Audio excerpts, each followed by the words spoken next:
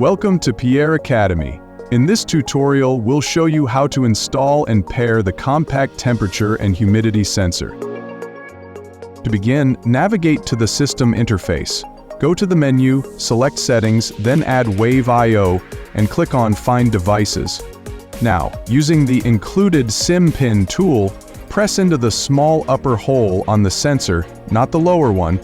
Hold it until the LED starts blinking, indicating that the device has entered pairing mode. As soon as the light begins flashing, the system will detect the sensor. When it appears on the screen, click Add Found Device. You can rename the sensor, but in this example we leave it with its default name. Click Save and Continue, then Finish to complete the process. Immediately, you will see the temperature and humidity readings displayed on the system. While the sensor updates its values automatically as conditions change, you can also manually refresh the data by briefly resetting the sensor using the same tool.